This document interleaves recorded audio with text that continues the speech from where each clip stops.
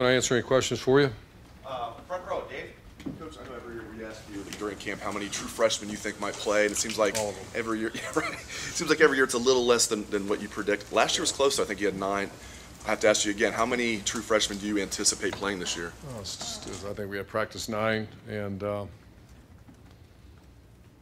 just caught me off guard a little bit. I hate to throw numbers out, but this is one of the better classes we've ever had. Yeah, I'd maybe throw an arbitrary number, yeah.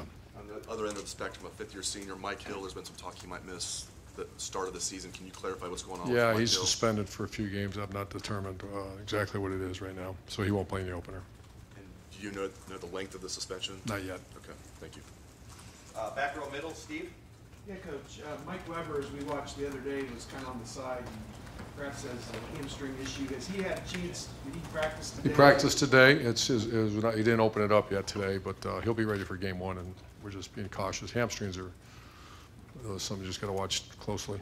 And in his absence, has that allowed J.K. or somebody else to really? Antonio Williams has had a good camp. J.K. Demario, Demario's going a little bit of hybrid on us right now, so we're using him a little bit all-purpose. I kind of like where we're at tailback. Every one of them made really nice strides this summer, and they're playing pretty well. Third row, right, Tony. How has J.K. sort of taken, because with Weber out, I assume he's gotten more carries than maybe. He graded a champion in the scrimmage. We had a scrimmage when it was a Saturday, and we had champions today. He graded a champion. He has his black stripe off. He's still early to anoint anybody, but he's one of the freshmen who'll play this year. Far right over here, Clay. A little bit of buzz about Martell the other day. Is he legitimately in the fight to back up JT? Well, he's in the fight. How legitimate? That still early. He did do very well in the scrimmage the other day, and guys like that have to fight for those reps. And the terms we use around here are game reps and mental reps, and he's really matured. That's what I like. He was not very mature in the spring, so he took some maturity pills or something, and he's grown up here in the last 2 months. Really, the last 2 weeks have been really impressive. Just his professionalism, as opposed to don't worry, just play. And he's doing a nice job. Is there a pecking order there? Not yet. No backup really established? Not yet. The other. Front row right, Austin. When you talked about that scrimmage on Saturday, what was your biggest takeaway that you liked coming out of that? Did anybody claim a job or anything out of that for you? There were some big plays. That's a negative for the defense, positive for the offense. I like the coaching going on across the field, but particularly on offense right now. That tempo and those kind of things. But once again, the first scrimmage, it was only practice 6 or 7, so that's about it. That buzzword has been enhancing the offense for you all offseason and the training camp. Is there anything that you've seen now that tells you it's working or that you like? Still too early, but I'm pleased with where we're at. I just like the chemistry in the offensive staff room, which we all know how important those type of things are. I think the one area that's really improved is the offensive line play too, and that's where this whole thing starts. Front row right, Tim. Yeah, following up on that, if you had to start an offensive line tomorrow, who would be in that right guard spot? I mean, do you have that yet? I mean, do you have a couple guys? It's slash right now. It's Malcolm, Burrell, Knox. It's still slashed. Yeah. There's one other guy. The other guy that's playing pretty well is Bowen. And I don't know if we'll move him to guard, but he's earning some time. And in the situation with Michael Hill, what's sort of the depth situation there? Who kind of steps in for him? And obviously he was a regular last year. You got Tracy back. Got Tracy back, and then you got Devon Hamilton, you got BB, you got Jay Sean. Those are guys that have stepped up. If Haskell Garrett, if any of those guys. Haskell Garrett will play. He's another one, without anointing a guy, but right now he's on course to play. And that's unusual for an interior D lineman, but he's really impressive right now. One of the quickie, Johnny Dixon went through the scrim. Is Johnny Dixon continuing to keep on keeping on? And yeah, we make a big deal around here about calling the family and saying, go buy your tickets, or go plan on not buy your tickets, game tickets, but buy a airline ticket to come watch your son play at Ohio State. And he's within probably a week of getting that phone call. That's really cool to see. Had a really good day today, by the way. Front row left, Bill. Urban, you guys have actually obviously been recruiting at a very high level, but it seemed like if there was one position group that might have lagged behind the rest, it might have been offensive line recruiting. And the last few commits you guys have had, I know you can't talk about them specifically, but has your approach changed to recruiting that position, and why are you guys having so much success now with that? Yeah, I think it's obvious. I think we've had a few that didn't work, and that's a shame. That's not the way it's, evaluation, work ethic, development, dog ate my homework. You've heard that before, right? But the bottom line is it's not, you're right. And so it's just keeping a much closer eye on who we're taking, and maybe not the low-hanging fruit or, the one has a hand up all the time. We just want to make sure you come to Ohio State, you better play by your second year. We got to ask what's going on, or at least be in rotation. And I've asked that question, and very observant by you. Yeah, you're damn right.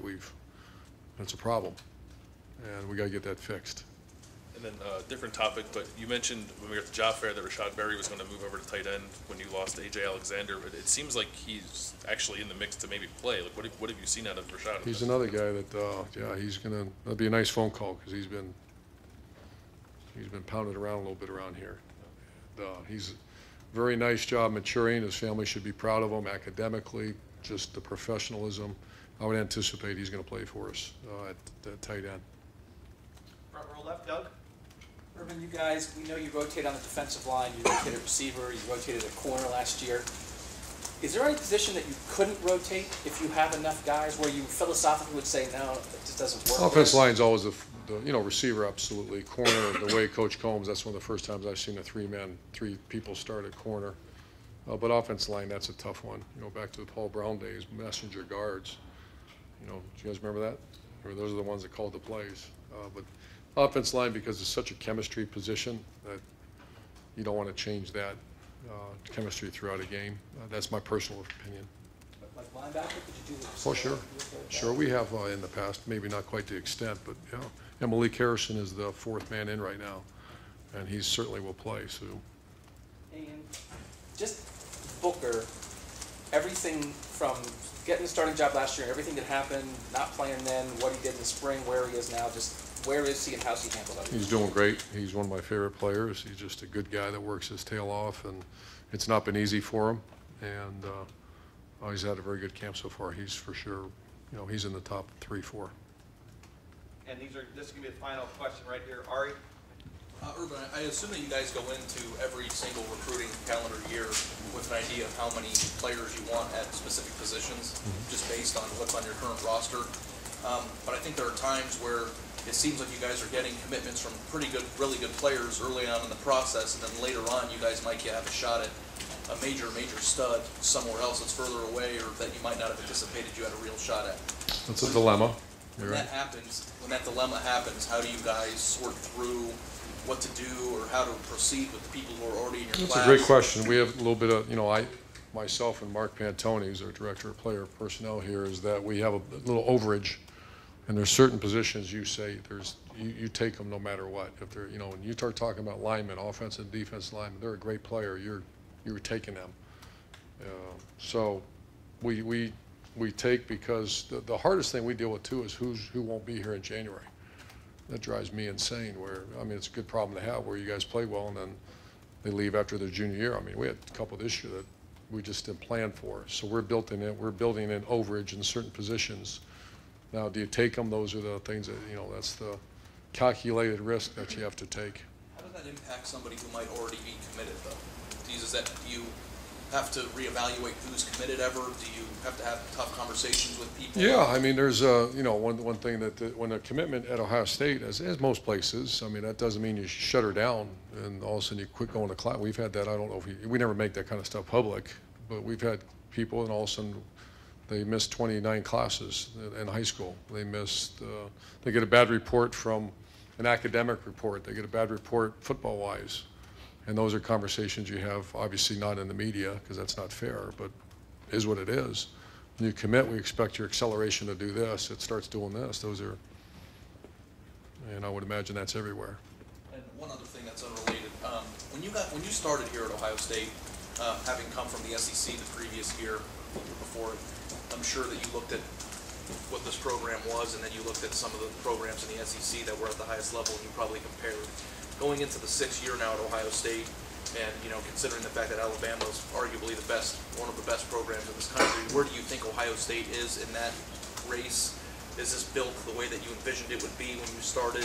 And, do you feel like the point that this program's at where it's going to be competing for a playoff spot, regardless of how many people you lose, you've gotten to the point where you're rolling the way that you would have envisioned when you started? You really want a headline here, don't you? I want to know your honest opinion of what you built, and if you think you have I'm further to very go. pleased, you know, when you start, you know, Alabama, what I admire about Alabama is consistency in their program. I think every school in the country would say that. It's pretty, you know, very consistent model. I'd like to think after 5 years, we're one of those programs that people for consistency. We haven't won enough championships, et cetera, but we're consistently in the conversation in the hunt in November. That's our goal. Ohio State should be.